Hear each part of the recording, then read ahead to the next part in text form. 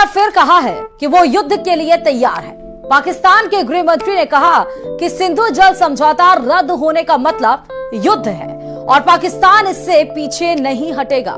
Rawalpindi headquarter में भी भारत को लेकर लगातार मीटिंग चल रही है। जब से जनरल मुनीर को पता चला कि भारतीय सेना 3 मोर्चों पर युद्ध के लिए तैयार है, उनके कोर कमांडरों में हड़कंप मचा हुआ है। देखिए रिपोर्ट।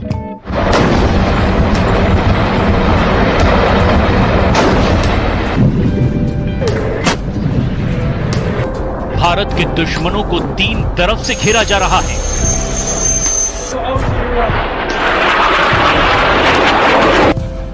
पाकिस्तानी सेना को पता है कि उसे बहुत बड़ा सरप्राइज मिलने वाला है।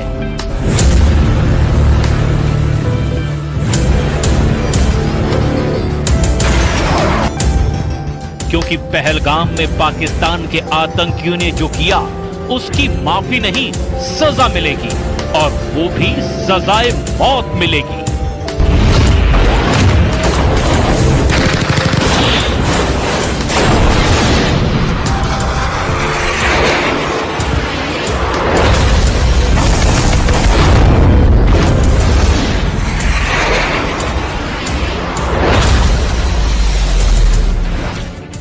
कुपवाड़ा के पास एलओसी पर पाकिस्तान ने गोलीबारी की और इसका उसे जवाब भी दिया जा चुका है।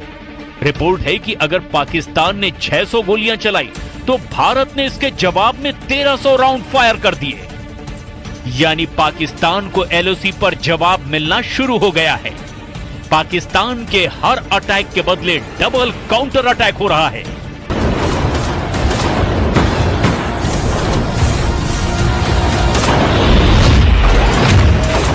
जमीन पर हो रहे एक्शन के बाद अब आसमान और समंदर में भारत के तेवर देख लीजिए, क्योंकि पहलगाम में हुए आतंकी हमले ने श्रीनगर और पठानकोट से लेकर अरब सागर तक बड़ा जाल बिछाना शुरू कर दिया है।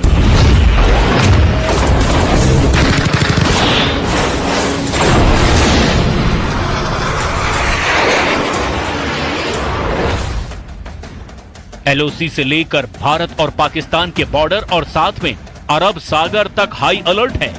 भारत के सबसे खतरनाक हथियार एक्टिव कर दिए गए हैं। एलओसी पर भारत की फौज अलर्ट है। पंजाब और राजस्थान सेक्टर में बीएसएफ की कड़ी निगरानी है और S-400 जैसे तमाम एयर डिफेंस सिस्टम भी अब 24 घंटे एक्टिव कर दिए गए हैं। भारत की टैंक रेजिमेंट भी अखनूर से लेकर गुजरात तक वॉर मोड में आ चुकी है।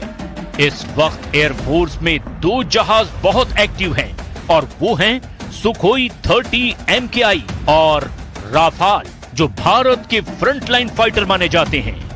इन सब के बीच बड़ी खबर यह है कि पाकिस्तान का पहलगाम वाला एजेंडा फेल हो चुका है।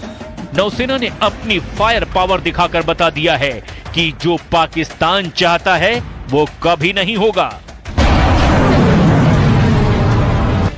कि पहलगाम में आतंकी हमला भारत को बांटने की साजिश थी, जो पूरी तरह से नाकाम हो चुकी है। आतंकियों ने देश को बांटने की जो कोशिश की वो 48 घंटे के अंदर ही फेल हो गई।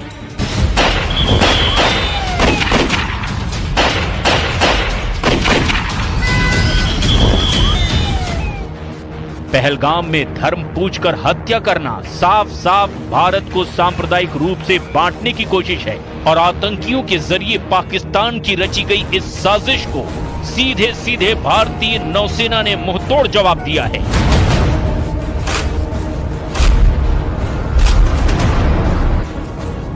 नौसेना की ओर से सोशल मीडिया पर तस्वीरें जारी करके बताया गया कि एकता में शक्ति है। एकता में शक्ति यानी भारत को धर्म के नाम पर बांटने वालों को ऐसा जवाब मिलेगा जिसमें उन्हें तबाह करने का सिग्नल भी है। इस तस्वीर में 5 डिस्ट्रॉयर हैं, 3 हैं विशाखापट्टनम क्लास और 2 हैं कोलकाता क्लास। ये दोनों तरह के डिस्ट्रॉयर भारतीय नौसेना के सबसे खतरनाक जंगी जहाज माने जाते हैं। नौसेना ने साफ बताया कि उसके वॉरशिप मिलकर दुश्मन से लड़ने के लिए तैयार हैं। दुश्मन के खिलाफ अब एक होने की जरूरत है, यानी मैसेज साफ है, बांटने वालों को अब बख्शा नहीं जाएगा। एक ही सफ में नौसेना के 5 जंगी जहाज। और इस फोटो के जरिए नौसेना ने अपनी रेंज और फायर पावर की एक छोटी सी झलक भी दिखाई है। पाकिस्तान के खिलाफ नौसेना की क्या तैयारी है, इसे और डिकोड करते हैं। सबसे बाईं ओर है आईएनएस इम्फाल, उसके दाईं ओर की तरफ आईएनएस मोरमुगाओ और उसके बाद लीड शिप आईएनएस विशाखापट्टनम। शुरुआत की ये तीनों जहाज आईएनएस विशाखापट्टनम क्लास के डिस्ट्रॉयर हैं। आईएनएस विशाखापट्टनम के दाईं तरफ है कोलकाता क्लास के आईएनएस चेन्नई और आईएनएस कोच्चि। इन्हीं में से एक यानी विशाखापट्टनम क्लास के जहाज आईएनएस सूरत की फायर पावर का भारत ट्रेलर दिखा चुका है। पहलगाम में हुए आतंकी हमले के 48 घंटे के अंदर ही भारत ने सिग्नल दे दिया था कि वो पाकिस्तान के साथ क्या कर सकता है। पहलगाम से 2000 किलोमीटर दूर भारत ने पाकिस्तान के दिलो दिमाग पर पहला वार तब किया जब MRSAM दागी गई। आईएनएस सूरत से भारत ने MRSAM यानी medium range surface to air missile launch करके बता दिया कि बदला लेने वाला इरादा कितना मजबूत है। 70 किलोमीटर तक आसमानी टारगेट को धमाके के साथ खत्म करने वाली इस मिसाइल ने अरब सागर में बड़ा सिग्नल दिया है।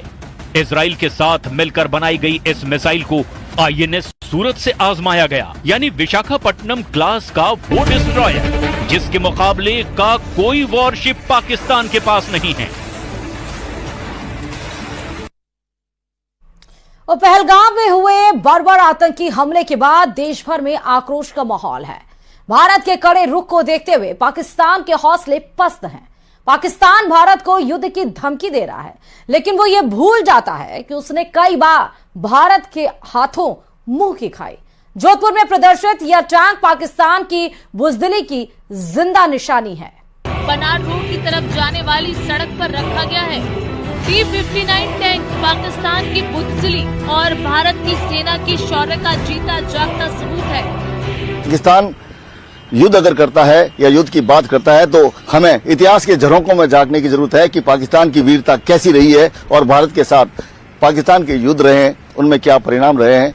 हर युद्ध पाकिस्तान हारा है। आप मेरे पीछे देख सकते हैं, ये एक पाकिस्तानी टैंक है जो 1971 युद्ध के दौरान बुजदिल पाकिस्तान लड़ने आया था भारत से, लेकिन अपने हथियार ही छोड़कर चला गया।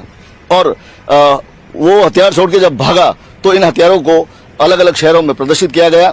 ये पैटर्न टैंक है। तत्कालीन समय में सबसे अत्याधुनिक टैंक जो कहे जाते थे, ये टैंक लेकर पाकिस्तान 1971 के युद्ध में जो मैदान में उतरा था, युद्ध के मैदान में। दरअसल इन टैंक को जोधपुर में लाने का श्रेय सलोड़ी निवासी जोराराम बिश्नोई को जाता है, जिन्होंने 1971 में पाकिस्तान सेना के 10 T-59 टैंक को अपने ट्रैक्टर की मदद से 13 दिन के अंदर युद्ध क्षेत्र से जोधपुर तक पहुंचाया था।